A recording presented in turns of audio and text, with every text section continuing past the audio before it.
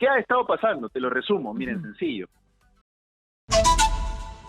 Ahora nosotros nos vamos a ir rápidamente con Paolo Benza, él es periodista que ha estado investigando qué es lo que pasa, cuál es el trasfondo, qué es lo que están haciendo los controladores aéreos. Bienvenido, Paolo, a Exitosa. Hola Karina, ¿qué tal? Buenos días.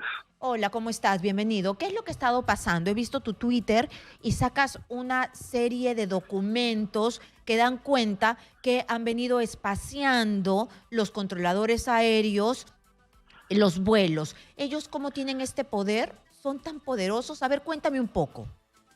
Sí lo son, ellos controlan y autorizan todo despegue, todo aterrizaje de un avión en el aeropuerto, en cualquier aeropuerto del país, y además el ingreso de cualquier avión al espacio aéreo peruano, lo cual es un montón, porque no solo implica los que vienen a Perú, sino también los que cruzan el Perú de un país a otro. Si van de Panamá a Chile, tienen que cruzar el Perú, y ellos también afectan ese tipo de vuelos. ¿Qué ha estado pasando? Te lo resumo, miren, sencillo.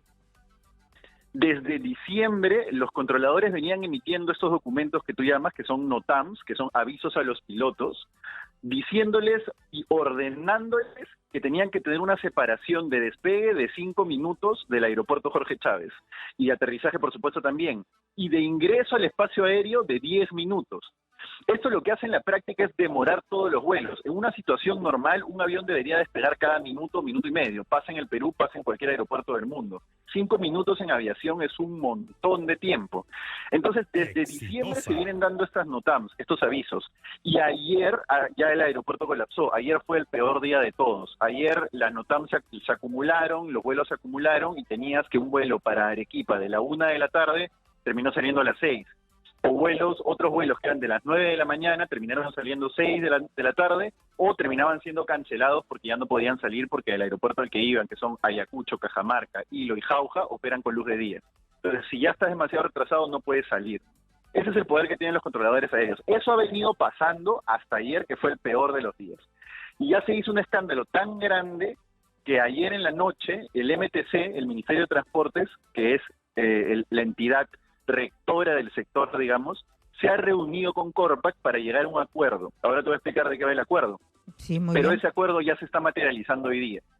Y hoy día ya se han retirado estas NOTAMs, se han retirado estas restricciones y se está regularizando el flujo de vuelos durante la mañana. Lo que me dicen las aerolíneas, las fuentes de aerolíneas, es que recién hacia la noche se va a regularizar con total normalidad el flujo.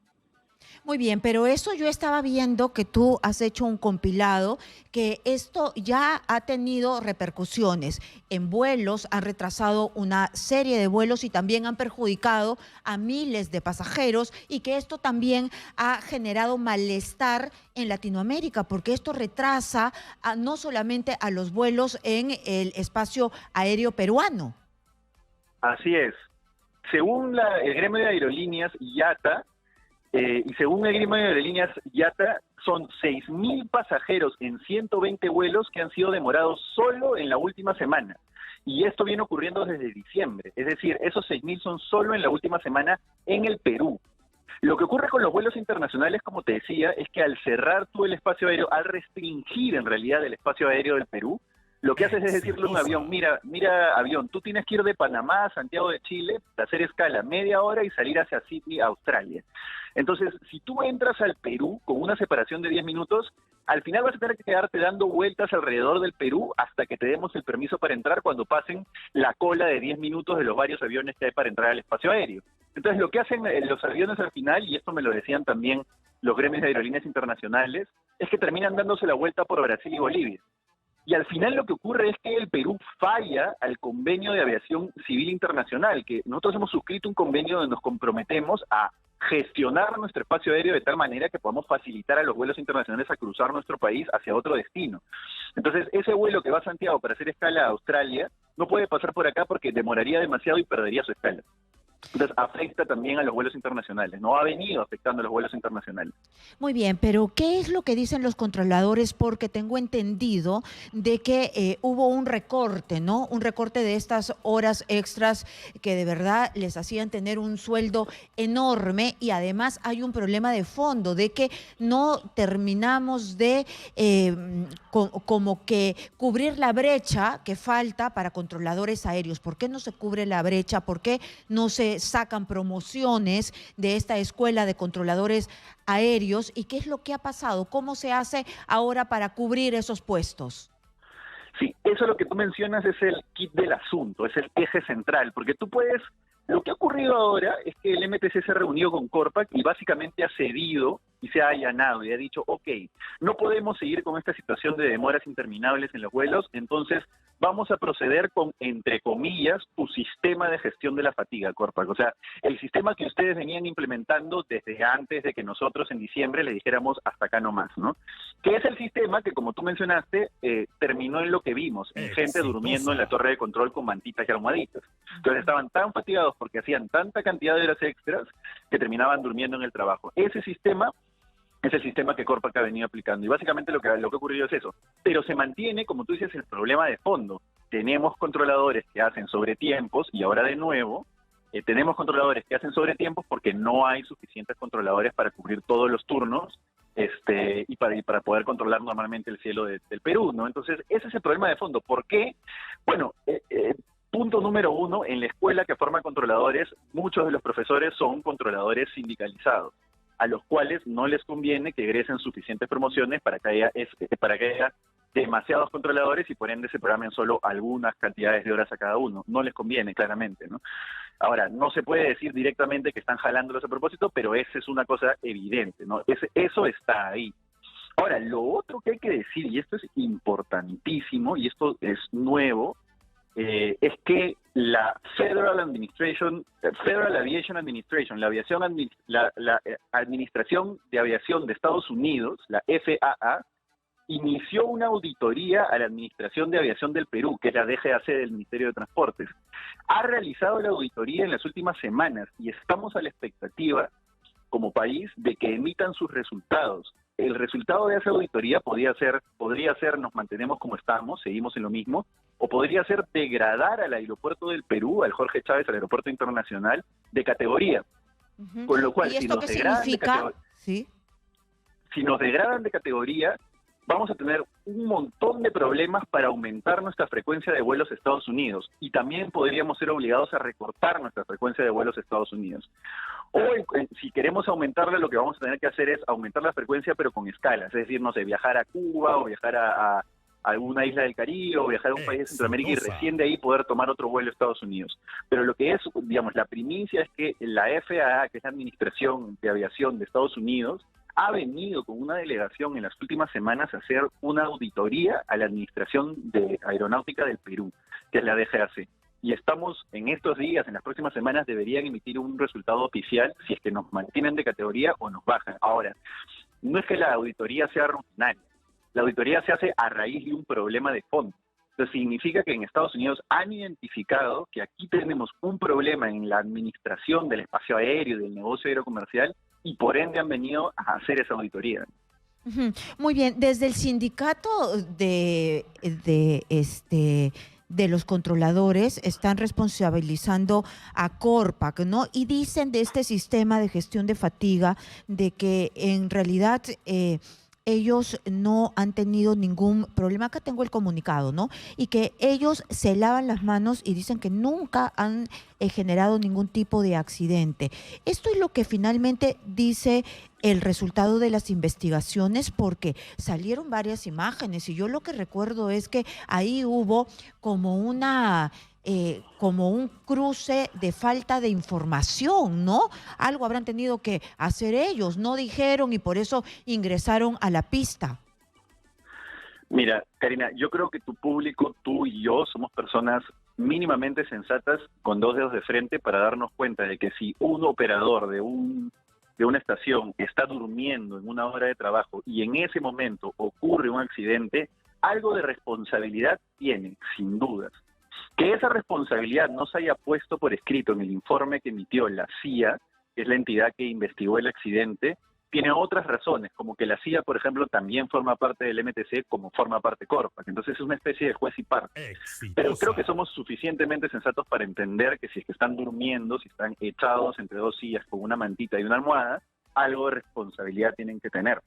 Ahora, tanto es así que responsabilidad tendrían que tener que, como te mencionaba, ¿no? Hasta diciembre tenían ellos una exención, es decir, la DGAC les permitía incumplir con los protocolos de fatiga, porque decía, bueno, no tenemos suficientes controladores, si no les permito incumplir, entonces va a ocurrir lo que ha ocurrido ayer. Pero en diciembre, a raíz del escándalo que todos vimos a la gente en noviembre durmiendo en sus puestos de trabajo, los controladores, la DGAC dijo, hasta acá nomás, corto esto. Y por eso es que ahora los controladores ayer los controladores en su comunicado le echaban la culpa a la DGAC de las demoras.